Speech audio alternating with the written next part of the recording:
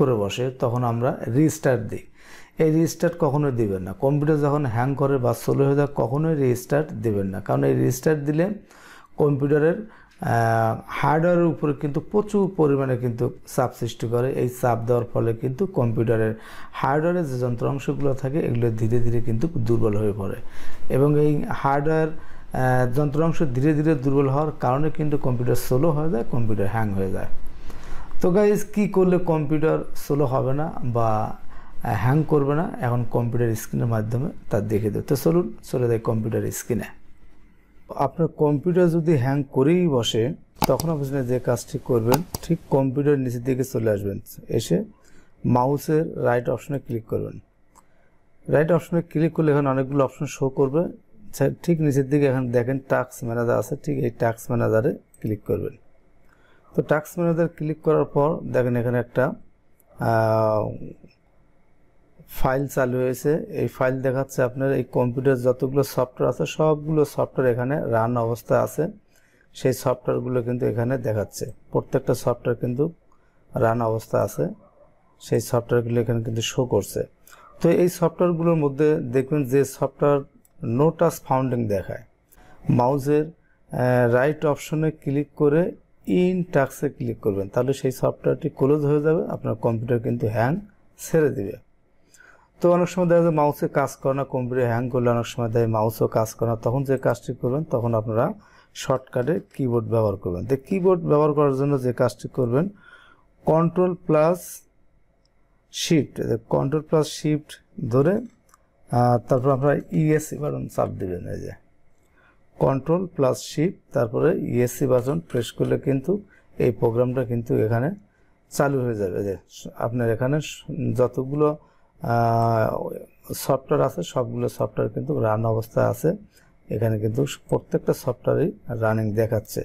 তো যে সফটওয়্যারটা রানিং অবস্থা দেখাবে না, যে সফটওয়্যার উপর লেখা উঠবে যে নো টাচ ফাউন্ডিং, ঠিক সেই সফটওয়্যার কারণেই কিন্তু আপনার কম্পিউটার হ্যাং করছে। তখন সেই সফটওয়্যারটা কী করবেন, ধরুন এই সফটওয়্যারটি আপনার নট টাচ ফাউন্ড দেখাচ্ছে, তখন আপনি কী করবেন, ঠিক মাউস দিয়ে সিলেক্ট করে নেবেন। সিলেক্ট করার পর তারপরে মাউসে যে রাইট অপশনে ক্লিক করবেন, রাইট অপশনে ক্লিক করে যে ইন টাচ আছে এই ইন টাচের উপর ক্লিক করবেন। ক্লিক করে তাহলে সেই সফটওয়্যারটা ক্লোজ হয়ে যাবে। আশা রাখি আপনার কম্পিউটার কিন্তু হ্যাং ছেড়ে দিবে। তো এখন দেখাবো যে কোন কাজ করলে আপনার কম্পিউটার হ্যাং হবে না। আমরা কম্পিউটার প্রতিনিয়ত ব্যবহার করার ফলে, কম্পিউটার ইউজ করার ফলে কম্পিউটারের মধ্যে টেম্পোরারি জাঙ্ক ফাইল তৈরি হয়, এবং সেই টেম্পোরারি জাঙ্ক ফাইল আসলে কোথায় জমে থাকে এবং কিভাবে ডিলিট করবেন আমি সেই কাজটি এখন করে দেখাচ্ছি। তো এই জাঙ্ক ফাইলগুলো ডিলিট করার জন্য আপনাকে কম্পিউটার রান অপশন চালু করতে হবে। আর রান অপশন চালু করার জন্য আপনাকে কিবোর্ডের উইন্ডোজ প্লাস আর প্রেস করতে হবে। যে উইন্ডোজ প্লাস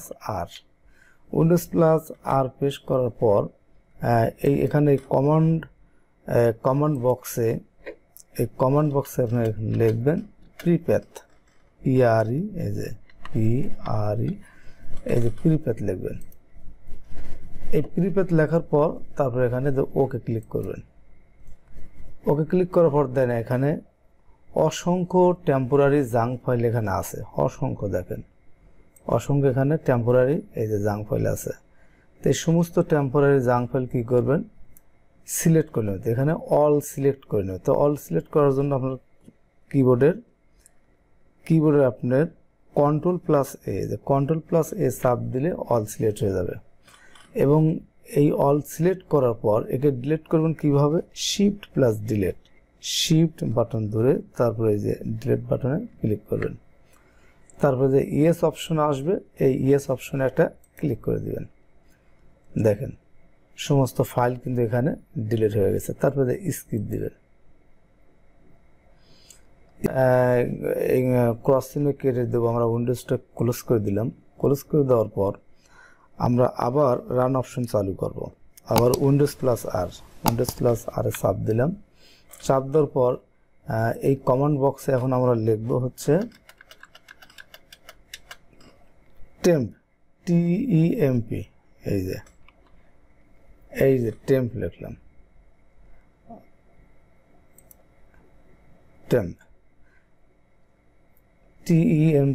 টেম্প। তো এই টেম্প লেখার আগে পার্সেন্টেজ দিয়ে নেবেন। এই টেম্প লেখার আগে একটা পার্সেন্টেজ দিয়ে নেব আমরা। তো এখানে পার্সেন্টেজ দিলাম, এই যে পার্সেন্টেজ TEMP টেম্প পার্সেন্টেজ দেওয়ার পর তারপরে ওকে ক্লিক করবেন। ওকে ক্লিক করার পর দেখেন এখানে কিন্তু অসংখ্য জাঙ্ক ফাইল কিন্তু শো করছে দেখেন। তো এখানে আপনাদের আমি বলি যে এগুলো কিন্তু শুধু ফাইল ফোল্ডার, দেখেন এখানে কিন্তু পাশে কিন্তু কোনো কেবি লেখা নেই, তার মানে এই ফোল্ডারগুলো কিন্তু জিরো, এগুলো কিন্তু ডিলিট হবে না, এগুলো শুধু ফোল্ডার। তো ডিলিট হবে কোনগুলো? ডিলিট হবে আপনার এই যে নিচের দিকে আছে দেখেন, এই যে এগুলো হচ্ছে জাঙ্ক ফাইল, এই যে যেগুলোর পাশে মনে করেন যে কেবি আছে এগুলো হচ্ছে জাঙ্ক ফাইল। তো এই জাঙ্ক ফাইল কী করবেন? এই জাঙ্ক ফাইল যেগুলো আছে সবগুলো আপনারা ডিলিট করে দেবেন। তো এটা সিলেক্ট করেন,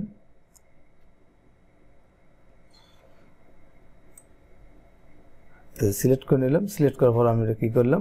ডিলিট করতে। তো ডিলিট করার জন্য অল ডিলিট করার জন্য যে কাজ করুন শিফট প্লাস ডিলিটে যে শিফট ধরে এদের ডিলিটে চাপ দিলাম। তারপরে ইয়েস অপশন আসছে, ইয়েস অপশনটা ক্লিক করলাম। হ্যাঁ, ক্লিক করার পর তারপরে এই যে স্কিপে ক্লিক করবেন, দেখেন ডিলিট হয়ে যাচ্ছে। স্কিপে ক্লিক করলাম, এই ফাইলগুলো কিন্তু আমার ডিলিট হয়ে গেল। দেখেন এখন শুধু ফোল্ডার দেখাচ্ছে, শুধু ফোল্ডার দেখাচ্ছে। জাঙ্ক ফাইল বা যেটা টেম্পোরারি জাঙ্ক ফাইল সেটা কিন্তু ডিলিট হয়ে গেছে।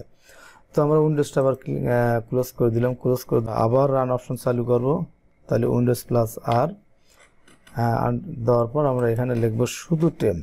এবার লিখব শুধু টেম্প, শুধু টেম্প লিখব, শুধু টেম্প।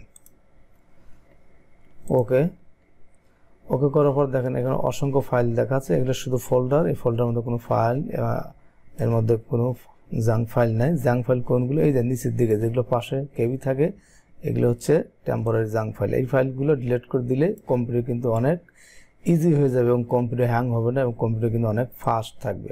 তো আপনারা প্রত্যেক দিনের যখন কাজ শেষ করবেন তখন কিন্তু এই জাঙ্ক ফাইলগুলো আপনারা ডিলিট করে দেবেন। তো জাঙ্ক ফাইলগুলো এখন আমরা ডিলিট করে দেই। এটা সিলেক্ট করে নেই, সিলেক্ট করে নিলাম। সিলেক্ট করার পর তারপর আমরা অল ডিলিট করব কীভাবে? শিফট ধরে ডিলিট অপশনে আমরা প্রেস করলে কিন্তু আমাদের ডিলিট হতে যায়। শিফট প্লাস এদের ডিলিট। তারপরে যে ইয়েস অপশন আসছে, এই ইয়েস অপশনে ক্লিক করলাম, তারপরে স্কিপ দিলাম, আবার স্কিপ দিলাম। যেগুলো টেম্পোরারি ফাইল অলরেডি সেগুলো কিন্তু ডিলিট হয়ে গেছে, যেগুলো টেম্পোরারি জাঙ্ক ফাইল সেগুলো কিন্তু ডিলিট হয়ে গেছে। ডিলিট হওয়ার মতো ফাইল কিন্তু আর একটাও নেই, সবগুলো কিন্তু ডিলিট হয়ে গেছে। এখন কম্পিউটার অনেক ফাস্টও হবে এবং কম্পিউটার আশা রাখি হ্যাং হবে না, কম্পিউটার খুব দ্রুত গতিতে কিন্তু এখন চলবে। তো গাইজ আপনারা এইভাবে একটু চেষ্টা করবেন, এইভাবে আপনারা এই জাঙ্ক ফাইলগুলো ডিলিট করে দেবেন, ইনশাআল্লাহ আপনাদের কম্পিউটার আগের চেয়ে অনেক কম হ্যাং করবে। তো গাইজ আমার ভিডিও দেখে যদি আপনাদের ভালো লাগে থাকে তাহলে অবশ্যই আমার চ্যানেলকে সাবস্ক্রাইব, লাইক, কমেন্ট, শেয়ার পাশে থাকবেন। সবার শারীরিক সুস্থতা কামনা করেন ভিডিও শেষ করছি। সবাই ভালো থাকবেন, খোদা হাফেজ।